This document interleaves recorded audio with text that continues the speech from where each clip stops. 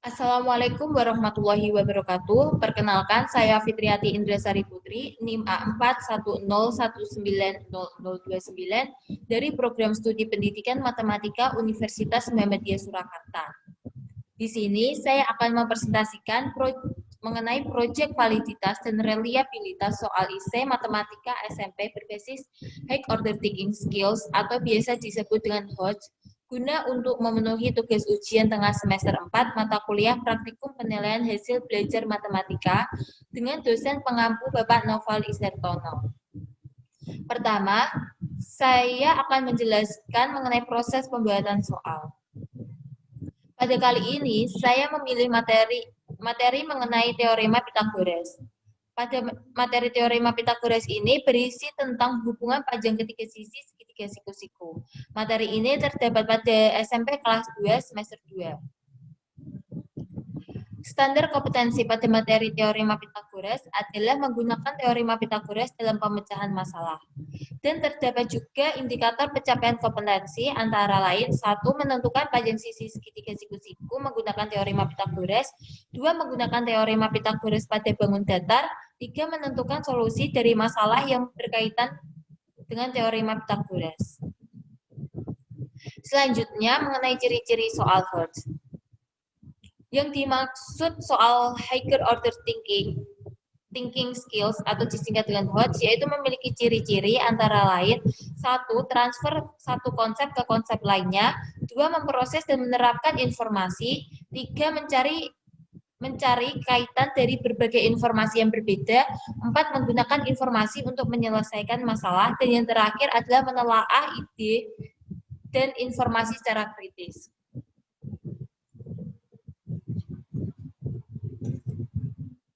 Lalu, berikut merupakan soal teorema Pythagoras berbasis HOTS yang saya buat.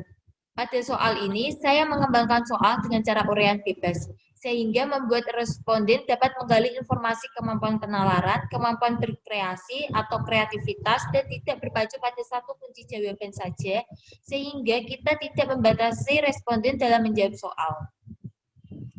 Kelima soal yang saya buat, menurut saya sudah sesuai dengan standar kompetensi, indikator, dan ciri-ciri soal HOTS. Seperti telah diketahui standar kompetensi pada slide sebelumnya, karena dalam menyelesaikan kelima soal tersebut menggunakan teorema Pythagoras. Kelima soal tersebut juga sesuai dengan indikator, yaitu pada soal nomor 1, 2, dan 4, 2 dan 4 sudah sesuai dengan indikator menentukan solusi dari masalah yang berkaitan teorema Pythagoras, sedangkan nomor 3 dan 5 sudah sesuai dengan indikator menentukan panjang sisi segitiga siku-siku dan menggunakan teorema Pythagoras dan menggunakan teorema Pythagoras pada bangun datar. Seperti yang sudah dibahas pada slide sebelumnya mengenai ciri-ciri soal HOTS. Kelima soal tersebut juga sudah termasuk ciri-ciri soal HOTS, karena dalam menyelesaikan soal tersebut harus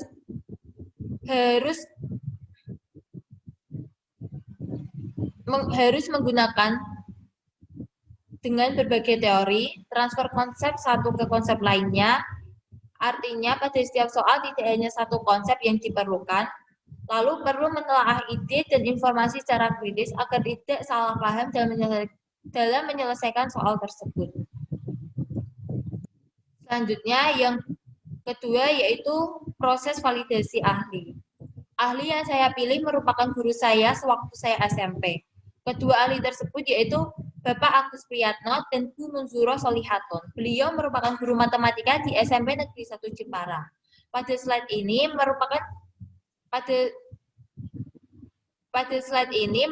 bukti korespondensi kedua ahli. Saya menghubungi kedua ahli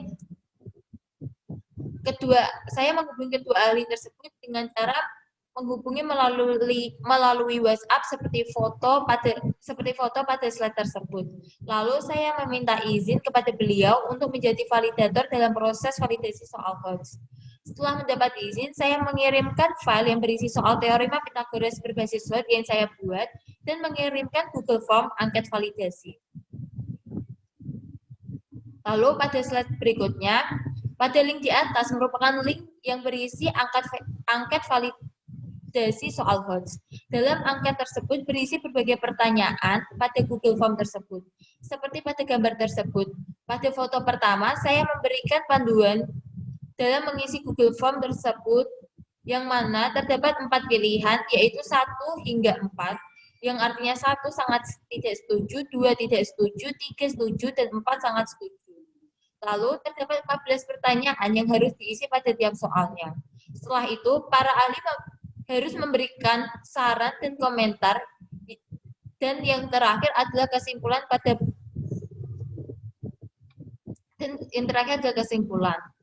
Pada poin kesimpulan, para ahli dapat memilih salah satu dari 3 opsi yang sudah disediakan, yaitu soal dapat digunakan tanpa revisi, 2 soal digunakan dengan revisi, dan yang 3 soal tidak dapat digunakan. Lalu setelah para ahli mengisi Google Form yang saya berikan,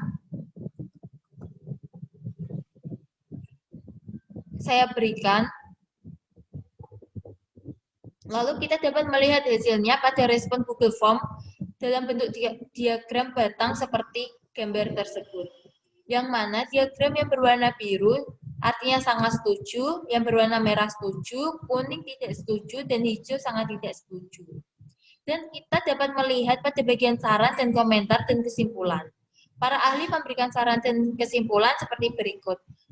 Pada validator 1 memberikan saran dan komentar mengenai soal yang dibuat sudah bagus dan sesuai dengan materi yang diambil dan juga sudah dalam kategori soal berbasis HOT.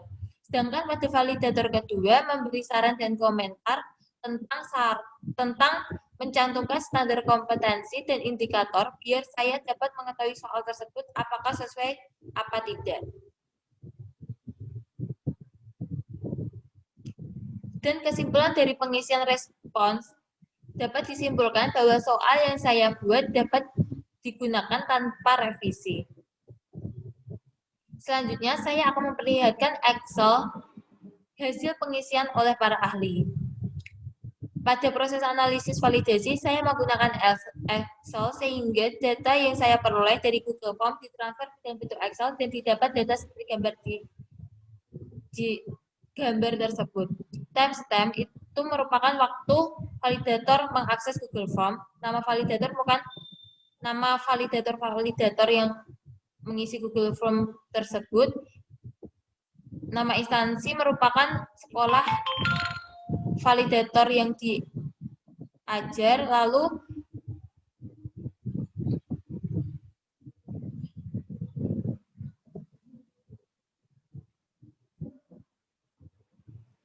dari respon para ahli, saya akan kasih tunjuk uji validitas instrumen menggunakan icon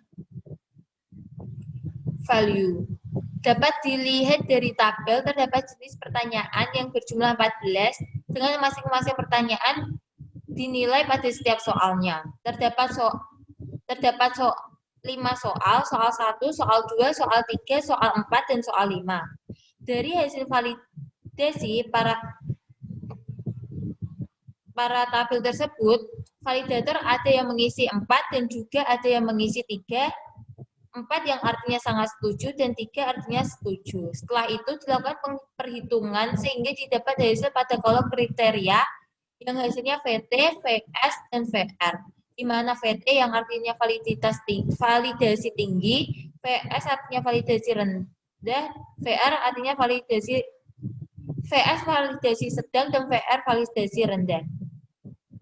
Dari tabel tersebut dapat disimpulkan pada uji validitas icon ini untuk mengukur tingkat peringkat validitas setiap item. Dan pada uji ini didapat hasil VT dan VS sehingga tidak perlu mengganti atau mengubah soal yang saya buat. Pengecualian jika terdapat hasil VR atau validasi rendah, maka perlu untuk mengubah soal tersebut.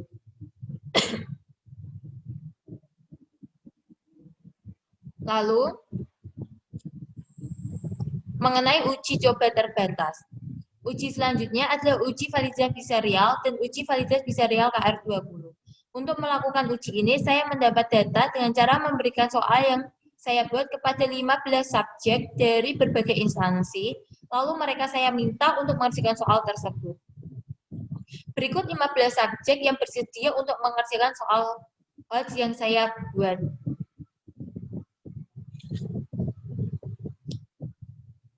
Dalam mendistribusikan soal kepada para subjek, saya menggunakan metode Google Form yang tiap soalnya mereka harus melampirkan hasil pekerjaannya dalam bentuk file atau dokumen maupun gambar, seperti pada gambar slide tersebut.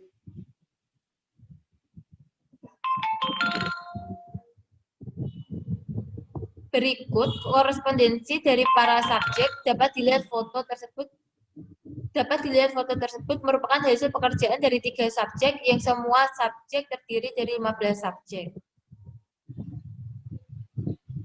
Dari hasil pekerjaan 15 subjek dan ditransfer ke dalam bentuk tabel Excel dan diuji menggunakan uji validitas biserial untuk mengetahui valid atau tidaknya soal yang saya buat.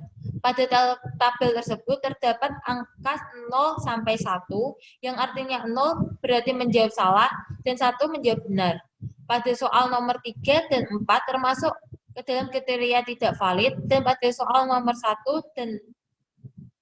2, dan 5 termasuk ke dalam kriteria valid. Sehingga dapat disimpulkan dari tabel tersebut bahwa soal nomor 3 dan 4 tidak valid karena R hitung lebih kecil dari R tabel, dan soal 1, 2, dan 5 dikatakan valid karena R hitung lebih besar dari R tabel. Lalu, pada uji reliabilitas KR20, pada uji ini untuk mengetahui tingkat reliabilitas soal, data-data tersebut juga didapat dari pekerjaan 15 subjek yang telah saya minta. Pada uji biserial KR20 ini,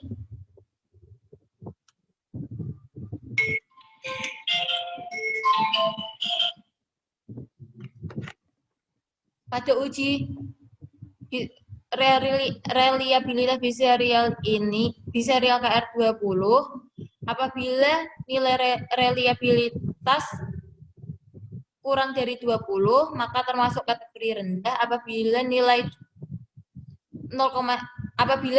reliabilitas kurang dari 0,2 termasuk kategori rendah, sedangkan nilai reliabilitas 0,2 kurang dari 0,2 lebih dari 0,4 termasuk rendah. Apabila nilai kurang dari 0,4 lebih dari 0,7 termasuk sedang.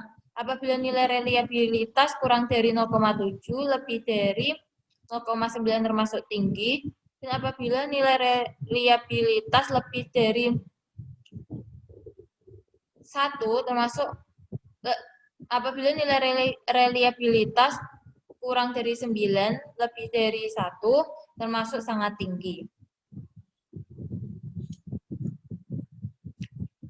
Dan dapat disimpulkan pada uji biserial KR20 ini didapat nilai reliabilitas 0,039 sehingga tergolong sangat rendah. Kesimpulan dari proyek validitas dan reliabilitas soal IC Matematika SMP berbasis Hodge pada tahap pertama memilih materi SMP, lalu proses pembuatan soal, lalu proses validasi kepada ahli atau guru SMP, lalu menyebarkan soal tersebut pada subjek. Kemudian data-data dari subjek dipindahkan dalam bentuk Excel, setelah itu dilakukan uji validitas biserial 01 dan dilanjutkan uji reliabilitas biserial 01 KR20. Dari uji-uji yang sudah saya lakukan dapat disimpulkan bahwa pada uji validitas para ahli soal dapat langsung digunakan tanpa melakukan revisi. Dan pada uji validitas biserial terdapat hasil yang tidak valid sehingga soal perlu diganti. dan pada uji reliabilitas didapat tingkat reliabilitas yang rendah. Cukup sekian yang dapat saya sampaikan. Kurang lebihnya mohon maaf. Berhubung sudah memasuki pertengahan Ramadan, saya punya satu pantun. Eyang subur beli lilin, Arya Wiguna beli kain. Minal aidin wal faidin, mohon maaf lahir batin. Wassalamualaikum warahmatullahi wabarakatuh.